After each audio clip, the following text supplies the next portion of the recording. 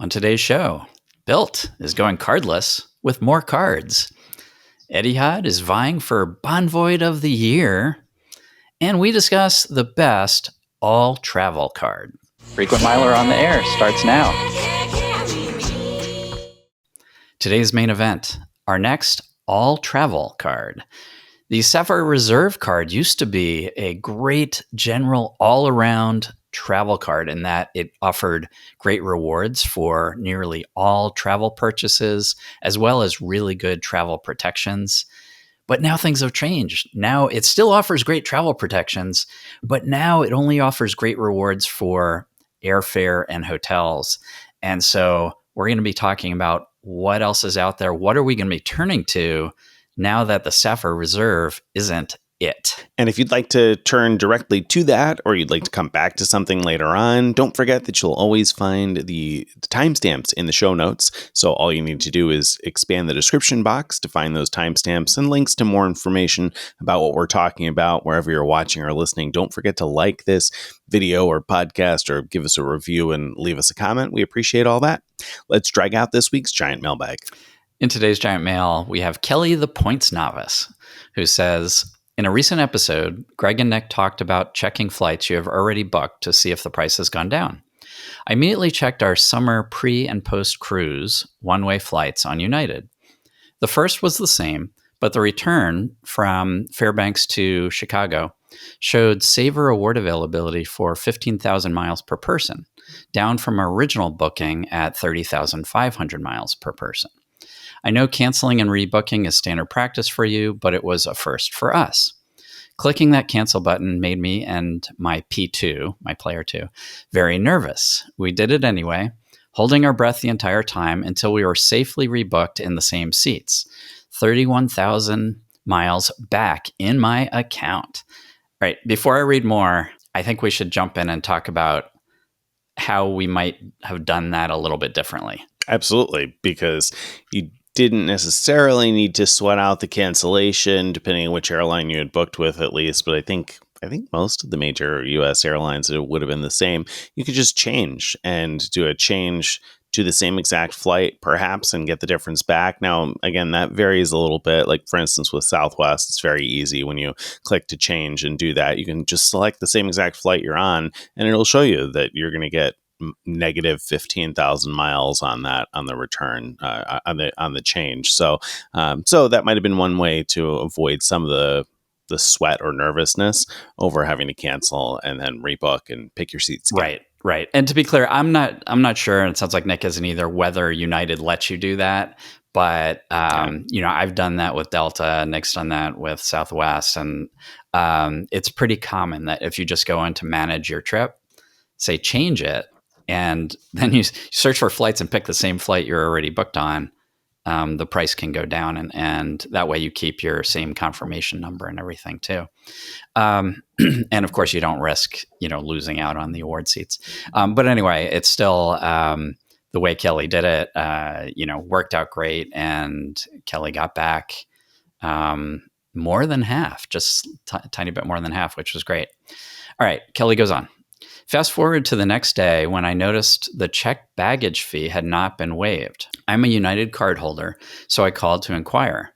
Rookie mistake. I had paid the taxes with my Sapphire Preferred instead of my United card. The agent couldn't change the method of payment for me, so I repeated the process, yes, including holding my breath. We are once again rebooked in the same seats, this time with free checked bags. Okay, a couple notes here. First of all, if you want to change the credit card, then I don't think the method that we just mentioned of just clicking to change it is probably wouldn't work. So if you want to change the credit card, you probably do need to cancel and rebook. The other thing is that United is almost unique in that you have to pay with your credit card in order to get a free check bag. Most airline credit cards that give you free check bags, the ability to get free check bags is tied to your loyalty account, your airline loyalty account, not to the way you purchase the tickets. So to find out whether the airline you're flying on and which credit card you have, whether that applies to you. We actually have a guide for that. It's called Free Check Bags via Credit Card. Complete guide. And we have a chart that just shows you that United and a couple other airlines do require you to pay with their airline card to get free check bags. But again, as I said, most of them do not. Yeah, as a for instance, if you've got an American Airlines credit card, that just gets tied to your American Airlines Advantage account number. So as long as your Advantage account number is on the flight, then you'll get your free check bag. Doesn't matter what card you use to pay the taxes and fees, and even it would be possible even to have booked your flight using partner miles, perhaps. And as long as you get your American Airlines Advantage number on that, you'd still get your free check bag. So I think that's a really important point for somebody that is a beginner, perhaps, that you won't necessarily have to worry about that with every airline. That's more of a unique-ish United thing. They're not the only ones, but one of the few. Yeah, United and Alaska is another one, I think, if I remember off the top of my head, and maybe one more, but I don't remember which one it is. But Delta, for example, is another one that definitely just ties to your account. You don't have to use it to book the flight. Mm-hmm. And then Kelly finishes up with, thanks for all you share and everything you've taught me over the last 2 years since I found your podcast. I've made several basic points and miles redemptions, and I'm ready to up my game. So for 2026, I've challenged myself to book a luxury trip for the two of us to Hawaii for about 10 days with as many Chase Capital One Citi points as we can throw at it and a cash budget of $2,500 or less. Your 100K vacay challenge will no doubt teach me some tricks to make that happen. That's excellent. Fantastic. Well done. I'm sure you can handle that, especially if you just kind of put some time and focus into learning how to use the various currencies. I think that's a very gettable goal. So good luck to you, Kelly. Totally. All right. Let's talk next about card news. So this week in card news, we have an update that, I don't know, maybe it will affect one of our predictions. We do predictions at the beginning of every year, and I can't recall whether anybody predicted this year or not, but apparently Citi is finally going to get with it for an ultra premium card, and the Citi Strata Elite is going to be launched in the third quarter of 2025.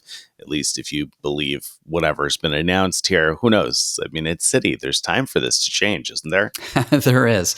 This is the first time. There have been rumors about this card for a long time now. This is the first time that Citi has publicly announced it and gave a timeline of sorts, third quarter 2025. They haven't given any details what it is. You know, there's a lot of speculation that it's a replacement of the old Citi Prestige card. And it could be that, but it might be something very different. We really just don't know. We will see in the third quarter of 2025, apparently. So fine. If you've been waiting on bated breath for the Citi Ultra Premium card, it's coming. All right, next up, Bilt is switching next year from Wells Fargo to Cardless. So it'll no longer be a Wells Fargo issued card. It will be a cardless card that has a card. Cardless, of course, is the name of the kind of techie sort of startup credit card company. They issue a few cards that we've talked about before, the Qatar Airways cardless card and the Avianca Life Miles cards. Years ago, you may have remembered them from the sports cards like the Manchester United card or New Orleans Pelicans cards. Those are no longer available. But anyway, Cardless has been making moves, and the latest move is that they're going to be issuing the Bilt card, or I should say Bilt cards, because there are going to be 3 cards: a no-fee card, a $95 card, and a $495 card. We don't yet know much about those 3 different cards, just that they're coming and that they've promised an easy transition, which is kind of an important point because when they moved from, Evolve to Wells Fargo, the transition was not so smooth, and I think they're well aware that some people at least have been pretty unhappy over that. So they certainly seem to be promising a much smoother transition this time.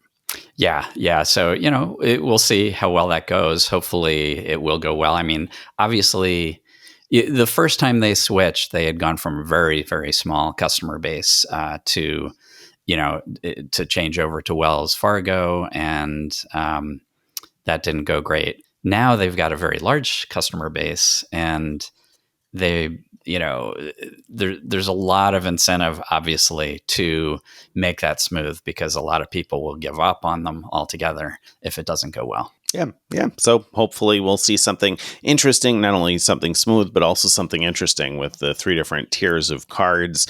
They've also been pretty clear that the base level card, they didn't say it wouldn't change, but they made it clear that existing card holders probably would be happy with whatever changes or whatever happens when that transition comes. So I'm really curious to see what ends up on the $95 and $495 cards. I think a lot of people have been curious about some additional options from Bilt. So I'll be curious to see what they add on those cards. They've also, by the way, made it clear that they don't intend for them to be coupon book models. Let's see what that means. That's a really good point. They also told us that they don't intend for them to be like what they had surveyed members and given some examples of what the cards might look like in the future, and it doesn't sound like they're going to be like what what was in the survey, but we don't know. We don't know yet. We'll find out. All right, next up, Bonvoyed. So we got a couple of Bonvoyed items coming out here. First up this week is the Alliant cashback card is changing to a flat 1.6% back everywhere on September 1st. The Alliant cashback card used to be very popular because for a while it was offering 3% back for the first year and 2.5% back every year thereafter, or on subsequent purchases. But then they switched things around, and then if you met certain requirements, you could get 2.5% back, but only on the first X amount of money per month. And now it's gotten simpler, but arguably quite a bit worse in that it's going to be a flat 1.6% back everywhere. That's not particularly interesting. There are plenty of cards on the market with no annual fee that offer 2% back. So if you've been putting all of your purchases on an Alliant card, which I just had this conversation with a friend a couple of weeks ago who is in that boat. So now I'm going to have to give him a call and say, hey, listen, that Alliant card of yours not going to be the best card for you to use, even if you just want simple cash back starting on September 1st. Right. Okay, but rounding up the Bonvoyed category, we've got Etihad, who's desperate to earn their merit in this category. So Etihad has placed in this category before because I think it was last year they made their award changes punitive in that. There was no way if you canceled an award, you can get back at most 25%. I mean, at most 75% of the miles you spent. But that was only if it was 21 days or more in advance. And then it changed as it got closer in. They decided that their policy for award changes and cancellations was not punitive and confusing enough. So they've one up their game and dialed it up a notch. they really have. So now when you go to book an award, there are multiple sort of fare buckets of awards that you can book, starting with value, comfort, and deluxe. Now, when I've looked at business and first class awards, I've only seen comfort and deluxe as available. I think value might be limited to economy. I'm not really sure. But anyway, they now have different change and cancellation rules for all 3 of those categories. And for value and comfort, I believe the award change and cancellation policies have gotten even worse than before. What? Is that even possible? Right. Deluxe, and I'm not going to get into details right here. You can read the post about this, but deluxe has better than before, but you have to pay more to get into deluxe. So, I was looking at, I can't remember now if it was business or first class awards with Etihad, and you had to pay 30% more miles to get into deluxe to make them mostly changeable and cancelable for free or for very little money, depending on the timing of when you cancel or change. Yeah, and that's the whole calculation there, because then you're kind of like prepaying a cancellation penalty that, it just gets kind of ugly. So, yeah, that's too bad. Something to kind of be aware of is that when they display the fares now, particularly for the partner awards, don't necessarily take everything you see at face value initially. And here's what I mean. A reader had reached out saying that they didn't expect that JetBlue awards booked through Etihad would be blue fares or higher because they don't include free seat selection. And I had the opposite experience. I'd already booked a JetBlue award with Etihad. I knew it did include seat selection. And then I went to write a post about the whole process of booking JetBlue awards through Etihad. And I realized why they got that impression, because on the initial award display page where it shows you're booking a value economy class flight on JetBlue, it says no seat selection, no free seat selection, among other things. The free seat selection has a little red X saying you don't get that on a value booking, right? Except then when you get further in the process, it offers you the opportunity to select your seats for free on JetBlue. So, and you can indeed select them for free, both through Etihad and then after the fact when you're booking a JetBlue. So some of the different information that they display seems to be probably more geared toward booking awards on Etihad than on their partners. So don't buy too much into what it says about those types of things. What you do need to be aware of course, are those really complicated and highly punitive cancellation fees. So check out the post. Right. Also, don't buy into what it says about how many points it costs, right? Ooh, yeah, that's also a great point because it doesn't cost whatever it says it costs, which makes all sorts of sense. Thanks for that, Etihad. Yeah. So, in fact, I wrote this in the post also. I had booked one where the tickets were 6,000 points a piece. That's what it showed for the JetBlue flight that I booked, 6,000 points per passenger, and it shows that price all the way through until you get to the final checkout screen when you find out it's 6,030 points per passenger. Why? I don't know. There's no way to know until you get to that final checkout screen exactly what that is. So I preemptively transferred over a few extra points. I would probably have transferred over a few less than I did if I knew exactly what it was going to be, but kind of annoying. Thanks for that, Etihad. Thanks, Etihad. All right, so let's talk more about points, awards, points, and more. Tell me, what news do you have to share here under awards, points, and more this week? All right. So you remember how booking preferred hotels with points has been a big problem in that all kinds of things can go wrong when you try to do it. So a little background. There are two good ways of booking preferred hotels with points. And when I say good ways, I mean good value ways. One way is to use choice points, and they have a selection of preferred hotels that you can book with choice points. Another is using I prefer points, which is preferred hotels' own points. And in the past, when I've wanted to book one of a preferred hotel, I was able to do so with choice points, but not with preferred points. There seemed to be a lot of problems with booking through the I Prefer program at all. And so that was the good news for choice point bookers. But the bad news was like the reservation was all messed up in that the hotel tried to collect actual cash from me when they weren't supposed to and everything. And that's happened to other people too who have written in. And on the I Prefer side, though, you can sometimes get much better value because you can transfer from Citibank thank you points 1 to 4 to I Prefer. And so that can make for some great value with your Citi points.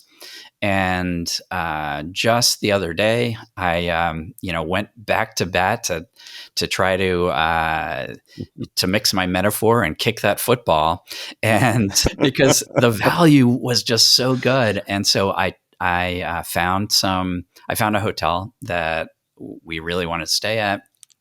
It would be great value with Citi points, and I went ahead and I transferred the points from Citi.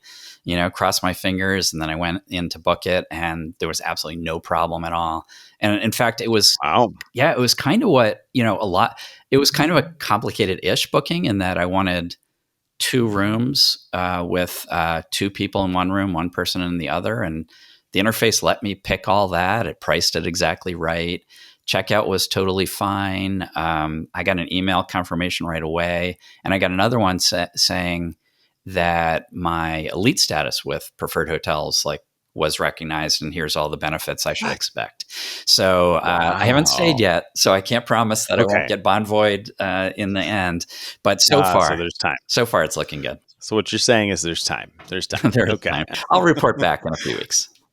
Well, that's good though. So far, so good. It actually looks pretty normal. So that's great. I'll be really curious to hear if it all goes smoothly, like 'cause the whole check-in process and nobody trying to charge you a cash rate. That stuff all kind of matters. So we'll see how that part of it It goes. it But does so matter, far, so but I the reason I'm hopeful is because this is booking through Preferred Hotel's own system. So yeah, I think that good. One would think. One would I think. think where the hotels get confused is when you're booking with choice points. And so it looks to Yeah. them like a cash booking because of the weird way they do that partnership. Yeah. That makes sense. That makes sense. Well, good. That's exciting news. And, I keep thinking I need to check them a little bit more often. The couple of times I've checked, I never find something around where I'm going, but I need to keep looking. And do we have a map view of where all of the I preferred hotels are? That's what we need. We need like a Google map that shows where all of the properties that you can book with either I prefer points or with choice privileges points actually are. Because I'd love to Yeah. be able No, to we don't have that. visualize that. Yeah, yeah, I'd love to be able to see that. So there we go. There's a request for Greg the Frequent Miler. All right, let's talk more about travel and points as we get into this week's main event. Main event time. Our next all travel card. Yeah, we used to be all about the Sapphire Reserve Card because it, until recently, offered 3 points per dollar for travel and dining. And the travel category is very broadly defined. And the card also offered and still offers great travel protections, 6 hour trip delay, and things like medical and dental coverage, which very few cards offer that. $100,000 worth of evacuation coverage, emergency evacuation coverage. Um, so so that combination was really nice. And if you had the card before June 23rd. 23rd, you still have the 3x for travel until October 26th. And then what happens is the travel category becomes just 4x specifically for airfare and hotels and not for all that other stuff. You will get 8x for all travel booked through Chase Travel, but then that limits you to just what's available through that portal and including whatever the rates are through that portal, which might not be as good as you can find elsewhere. Quick question on that. The 4x on flights and hotels and the 8x booking through Chase for existing cardholders who had the card before June 23rd, do those rates not kick in until October or are they already effective now? No, that's right. They don't kick in until October 26th. Yep. Okay. Yeah. Very good. So, yeah, great travel protections, and it did offer an excellent bonus on travel in general. But after October 26th, for existing cardholders, or I should say pre-existing cardholders, or already for those who recently got the Sapphire Reserve card, it's not necessarily the best for all travel because it doesn't bonus lots and lots of different categories you might spend on when you travel. Right. And so that's why we have this main event to talk about, okay, well, what should your broad travel card be now that this is no longer it if you're booking anything other than flights and hotels or travel through Chase? Yeah. We dug into the details of various travel cards, various popular travel cards to look at. Can we find one that offers good earnings for not just flights and hotels, but also car rentals, cruises, trains, taxis, ride shares, and even parking? The Sapphire Reserve used to offer 3x for all of those things and more. And can we find one that not only offers good earnings for all that, but also offers good travel protections? So what do we have? First up, let's talk about what else is in Chase's inventory. You have the Inc. Business Preferred card, which earns 3x for all travel, broadly defined, just like the Sapphire Reserve. So if you really loved your 3x for all travel, earning 3x ultimate rewards points for all travel, you still get that with Inc. Business Preferred for now. I'm pretty darn sure that Chase is going to, at some point in the next some number of months, maybe a year, refresh this card, and then I think it's likely that they'll do something like what they did with the Sapphire Reserve to it. But in the meantime, we still have that 3x opportunity. The downside is that the travel protections aren't as good as the Sapphire Reserves. So, for example, even though you do get primary car rental coverage, it's only primary within the U.S. if you're traveling for work, for business purposes, because this is a business card. Instead of 6-hour trip delay, it has 12-hour. There's no medical or dental coverage. There's no emergency evacuation and transportation. All right, so that's a reasonable replacement, but not quite as good on the travel protection front. We also, if you aren't interested in a business card, then you also have the option of the Sapphire Preferred card, which offers 2x on all travel, again, broadly defined, and the same types of travel protections. So not bad on the travel protection side. The 12-hour trip delay is, decent for a card that only costs $95 a year. It's got decent travel coverage, but not great travel coverage. And again, I think it does it have the emergency medical or dental? I don't think so on No. the Sapphire Preferred either, right? Right. So essentially the same protections that Greg just mentioned. So it's Yeah. an okay choice, although 2x for all travel, 2x is like not that good anymore. Exactly. Yeah. Yeah. Of course, if you're willing to book travel through the Sapphire Reserve portal with a new Sapphire Reserve card, getting 8x on all travel is great. But I mean, there's lots of types of travel that we want to get bonus that you can't book through the portal, like parking, like ride shares and things like that, taxis.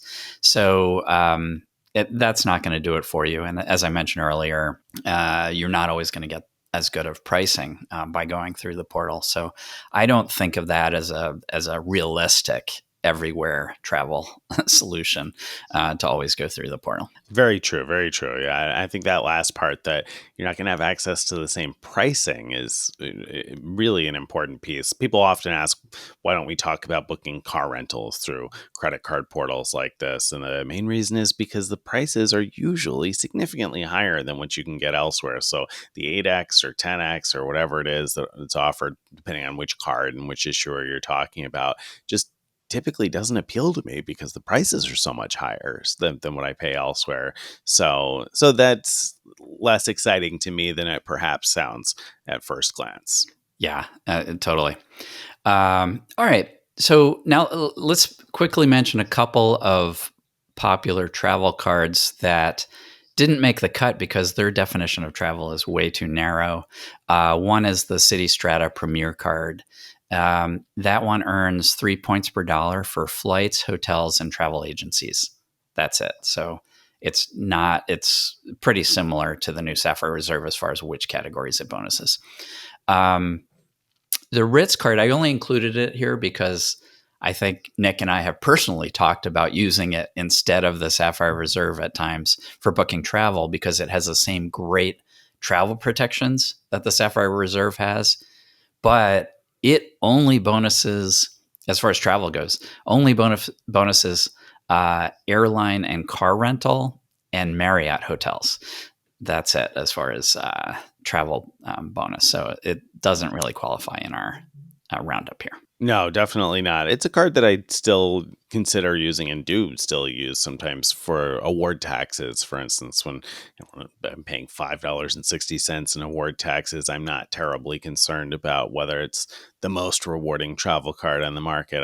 I'm more interested in the travel protections than I am the couple of points per dollar on such a small purchase.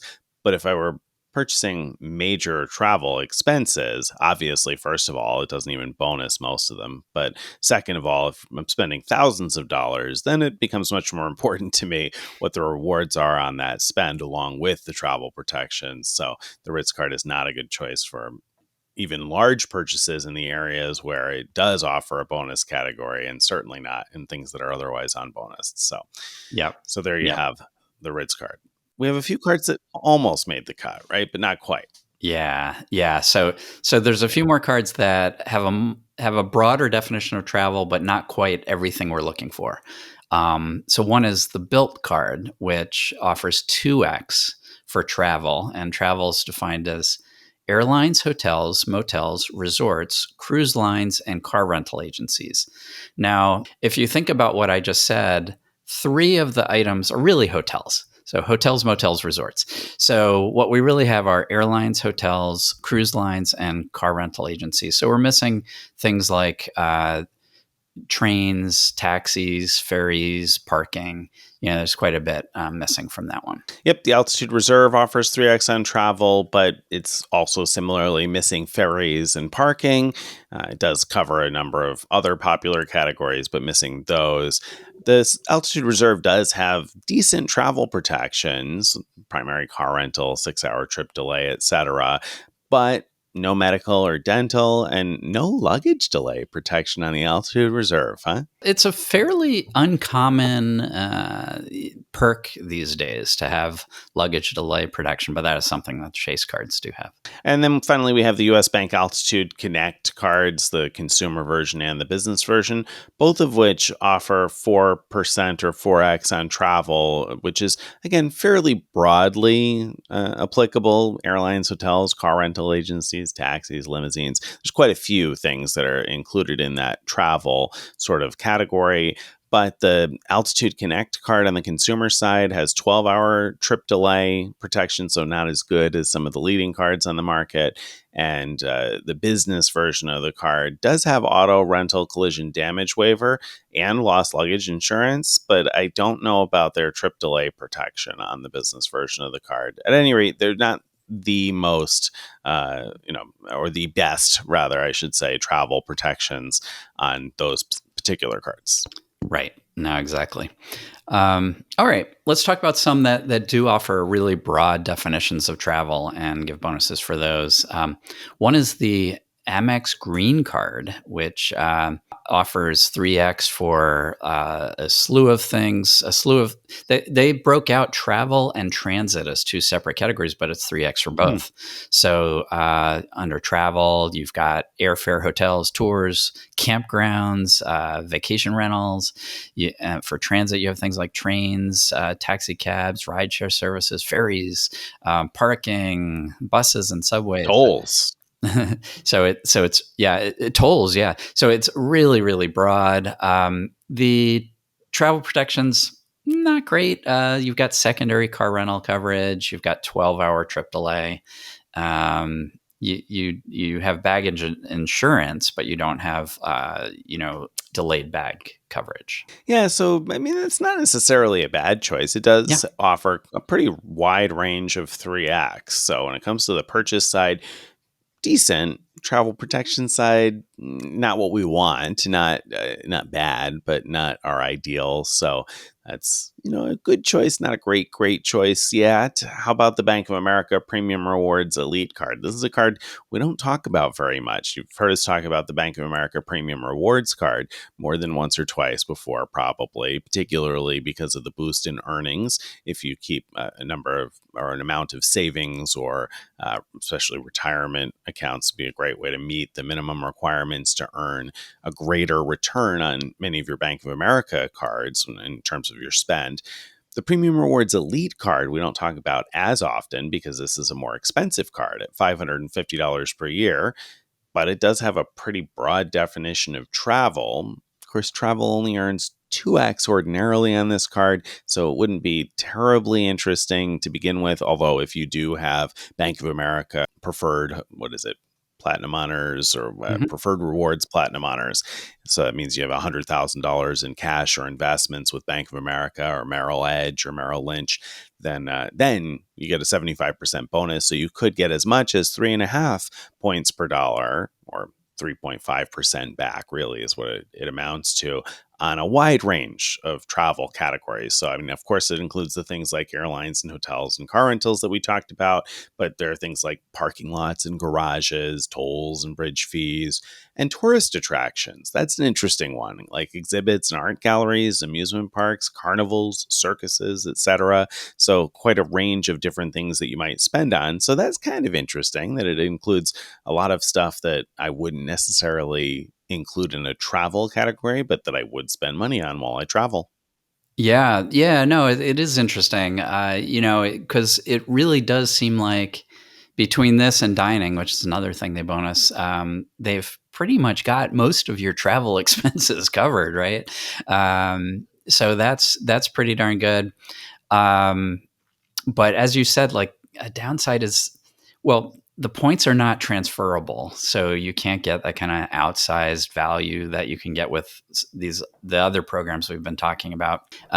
You can get 1.25 cents per point value if you book flights through the Bank of America travel portal.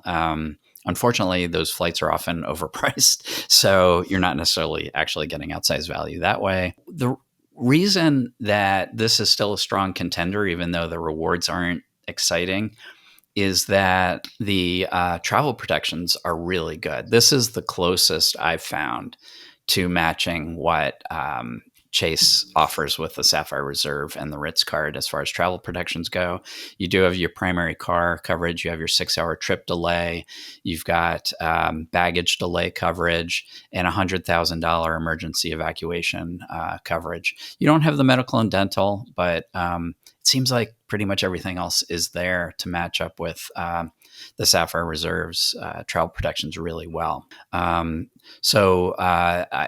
could totally see someone, especially if what you're mostly interested in is cash back, using this one as an effective, everywhere travel card. Yeah, I mean, if you have, especially if you have platinum honor status, then it's 3.5% back on quite a wide range. I mean, basically, almost everything you're going to be spending money on while you're traveling. So that's a reasonable return to get. It's not as good, not as exciting to me as 3 transferable points per dollar. But Right. if you're more of a cashback person, it's a really good return on a wide range of stuff with good travel protections. So, and this card also, not that this is weighing into this particular discussion, but it also has a pretty good priority pass, right?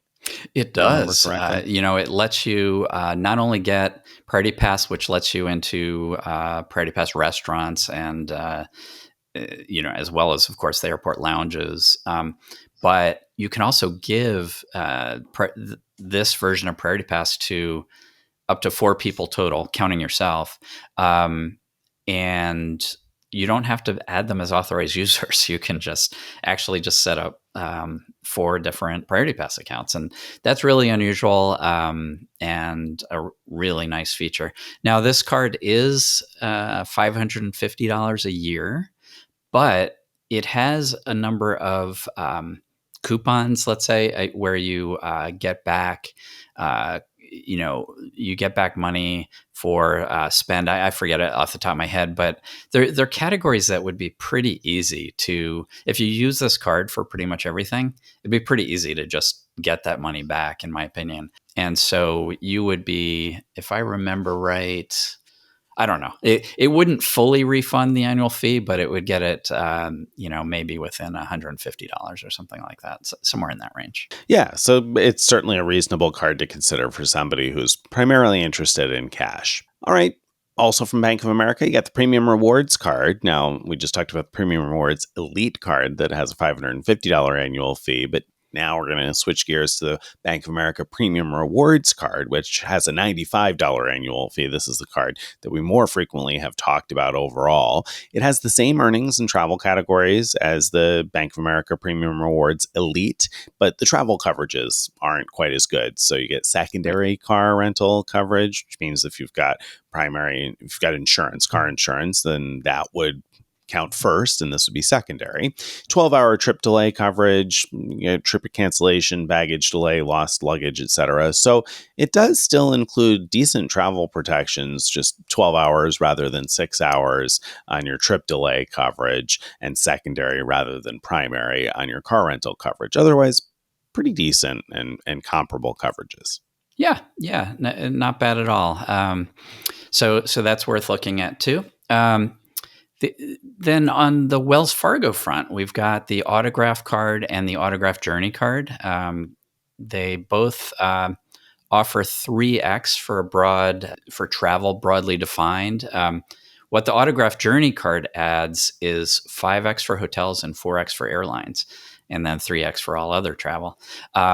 But you do have to pay $95 for the Autograph Journey Card, whereas the Autograph Card has no annual fee. And they have the really broad definition of what travel is: airline, hotels, timeshare, vehicle rentals, cruise lines, travel agencies, discount travel sites, campgrounds, passenger railway, taxis, limousines, ferries, toll bridges, and highways, and parking lots and garages. So quite a lot going on there.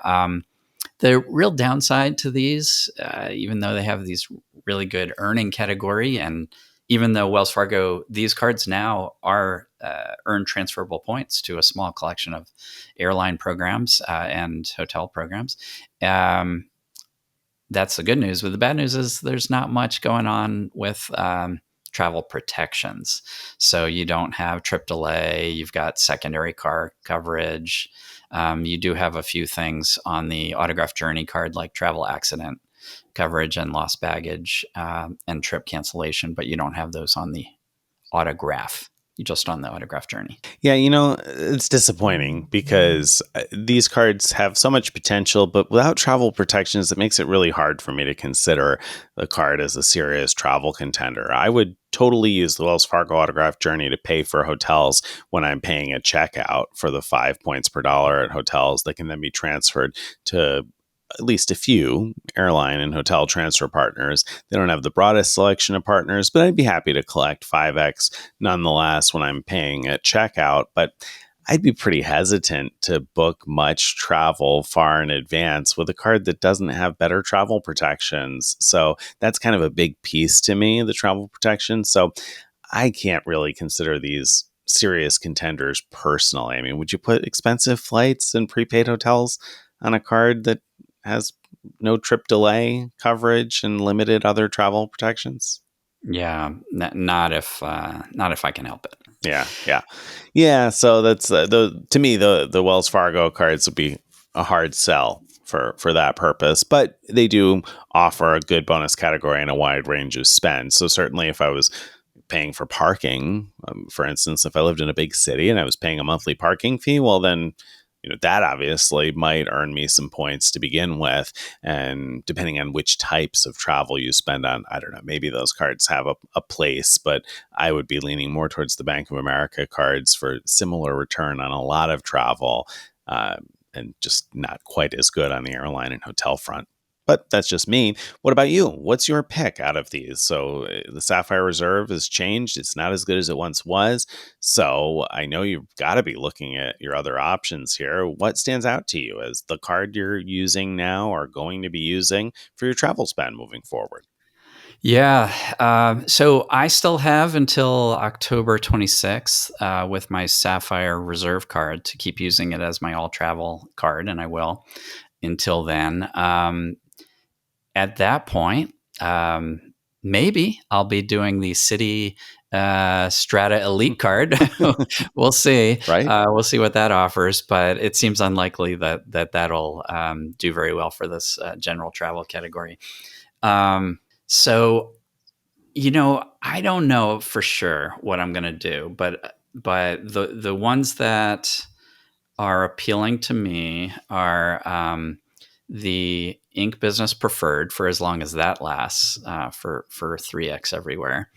And as you said, the Bank of America Premium Rewards Card. And I could imagine, saying at some point, that, you know what, I'm willing to give up the bigger rewards in order to have the decent rewards and the peace of mind of knowing I have all that travel coverage. Knowing myself, though, what I'm really most likely to do is turn to the Sapphire Reserve Card for hotels and airfare,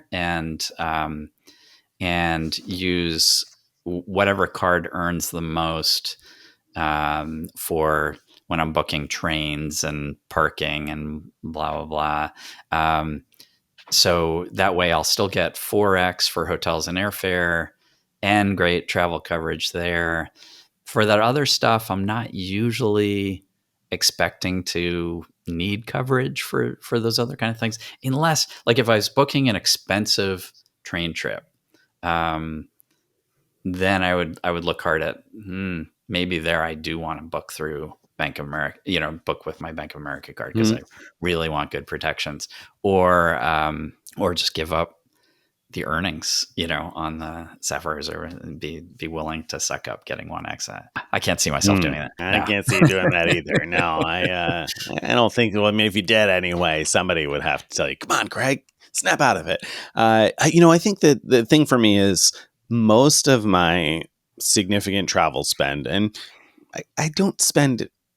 I don't know. I feel like I don't spend a wild amount of money on travel spend, at least not enough that's going to make a huge difference in my points balance at the end of the year compared to the welcome bonuses I earn or various other regular category bonuses. So I don't obsess over the points per dollar on travel spend. That said, the things that I spend the most on in the travel categories are without a doubt airlines and hotels. So the Sapphire Reserve is still going to cover that.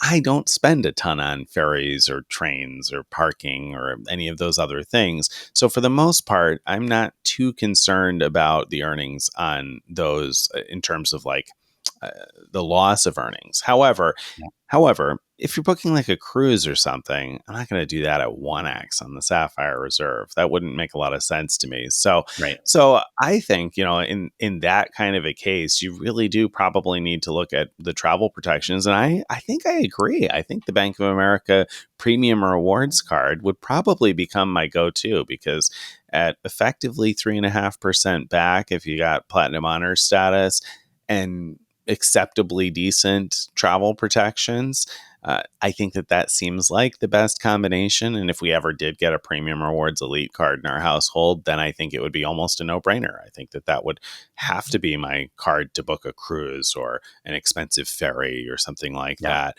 Yeah. because of the combination of getting well rewarded and good the protections. The Altitude Reserve card, though, for the time being, has become my other travel card because it covers most of the things that I'm likely to spend money on, including cruises. So I still have the Altitude Reserve card. I did use it recently, actually, on a cruise for my onboard purchases in order to get the 3x on that, because those points can be used at 1.5 cents per point towards travel.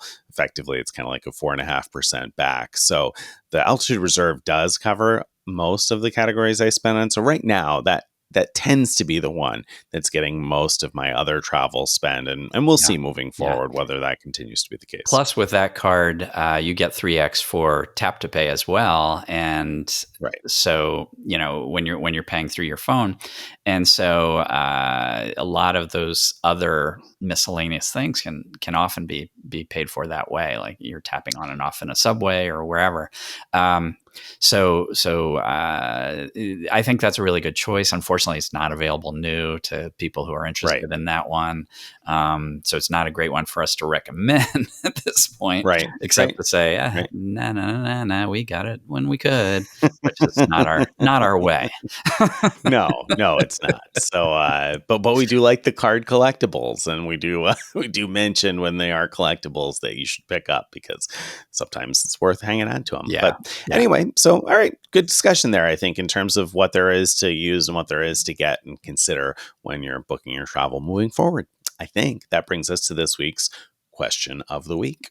So this week's question of the week came in via email from Dan. And Dan has a couple different questions, but I think I'm going to pick out one specific one. So Dan says, I have a few cards that I'd like to close, some to get a new welcome bonus, some I have no use for. Specifically, I have the Chase Inc. Business Unlimited, which I rarely use because I also have the Freedom Unlimited, and both offer 1.5 points per dollar on otherwise on bonus purchases.